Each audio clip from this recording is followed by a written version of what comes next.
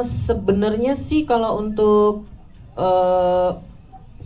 ngobrol sih ada ya, ngobrol terus kemudian membuka apa sih penggalian kita sempat ketemu ya, kita sempat bertemu, tapi kan memang ini memang bukan biopik ya, jadi memang dimerdekakan untuk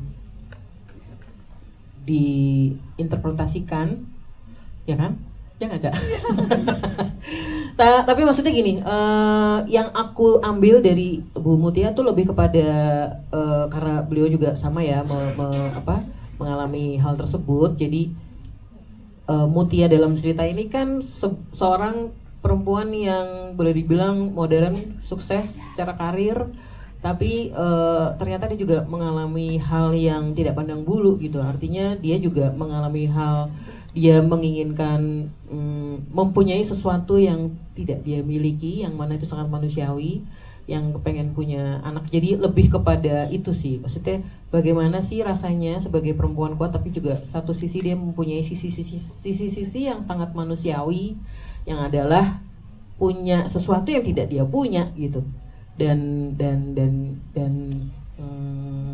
banyak banget yang bisa diambil dari ceritanya Ibu itu sih.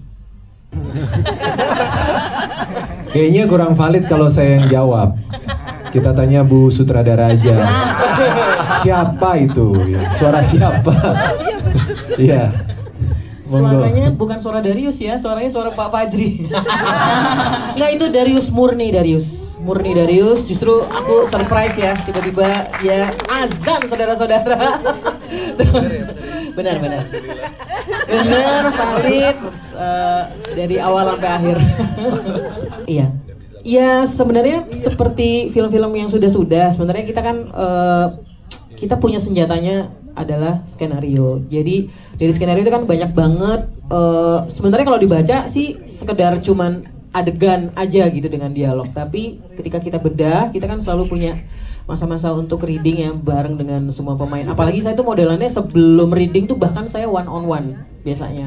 One on one sama pemain satu-satu karakternya. Jadi saya bener-bener pengennya tuh kalau reading rame-rame tuh biasanya saya kasihan sama yang menunggu gitu ya. Satu orang bertanya lalu yang lainnya menunggu gitu. Jadi saya prefer paling tidak 1 jam, 2 jam untuk one on one dulu. Jadi mau nanya apa, yuk gitu, sesuai sama karakternya di skrip gitu ya, sesuai sama karakternya, jangan yang lain-lain gitu. Terus nanti di situ biasanya terus janjian ada berapa titik-titik yang saya pengen gitu. Bahwa di sini nangis berapa kali misalnya, tapi nangisnya gimana supaya nangisnya itu ada eskalasinya gitu. Nangis yang paling titik lowest level yang mana, nangis yang cuma nangis biasa yang harus ngembeng di mana. Nah, bersyukurnya saya adalah diberikan pemain-pemain yang ya bukan pemain kemarin sore semuanya sih, makanya jadinya gampang banget tinggal ngomong mereka langsung yuk gitu. Gampang banget gitu. Segampang-gampangnya dari ujung sampai ujung nih nggak ada yang susah gitu. semuanya menyenangkan prosesnya, bahkan saya tuh sangat open dengan masukan-masukan dari mereka. Kadang-kadang mungkin Caca sering begini malah, kayaknya mau perlu nangis ya Priti di sini gitu. Gitu. Kayak nggak perlu nangis di sini di Priti. Terus tadinya saya sebenarnya nggak bisa dong harus nangis gitu ya. Tapi setelah dipikir-pikir lagi dan akhirnya saya harus membuka lagi partiturnya gitu ya. Akhirnya oh ya oke, Caca benar gitu. Kadang-kadang tuh memang pemain itu justru punya rasanya yang lebih punya apa ya, mereka tuh konsentrasi sama satu karakter aja. Saya konsentrasi sama 14 karakter yang lain gitu. Jadi mereka yang ada di mereka yang memainkan karakter tersebut. Jadi saya percaya bahwa apa yang jadi pemikiran mereka itu pasti sesuatu yang lebih otentik, lebih baik gitu dikembalikan. Gitu ya. Oke, pertanyaannya apa tadi? Nah, tadi yang transfer embrio. Iya, jadi memang saya juga justru yang paling saya gali itu dokternya. Dokter di sini saya berkonsultasi sama dokter Ivan sini dari Morula. Jadi saya hampir bolak-balik ke Morula itu bisa ada berapa kali lah, lebih dari 5 kali pokoknya untuk bertanya-tanya sama dokter. Jadi sebenarnya termasuk tata caranya untuk transfer embrio itu ya. Jadi transfer embrio itu ternyata memang secara prosedural memang harus dilakukan dalam keadaan lampu mati gitu. Karena memang Karena memang konsentrasinya ada dalam proses transfernya yang adalah maaf ini saya harus menjelaskan dengan kan tadi di visual sudah ada ya, memang harus berbaring, memang harus seperti itu gitu. Tidak ada cara lain selain itu. Jadi itu cukup membuat nyaman pasiennya juga gitu dengan dimatikan. Itu sih sebenarnya. Aku juga nggak tahu kenapanya sih Mas sebenarnya. Tapi begitu. Tapi memang harus dibacakan ketika diambil embrionya harus dibacakan itu betul punya pasien yang bersangkutan, pasangannya ini, lalu kemudian mau dimatikan, kemudian Bismillah ya Bu, ini kita masukkan ya Bu, tugas saya sebenarnya sudah selesai sebagai dokter, selebihnya kun fayakun gitu kalau dokter Ivan sebenarnya. Terus kita berdoa ya Bu gitu, terus kemudian lampu dinyalakan. Lalu kemudian dites lagi apakah selongsongnya itu sudah semuanya tertransfer embrionya ke rahim. Lalu kemudian ada yang ngomong di lab di sebelah, good doctor gitu.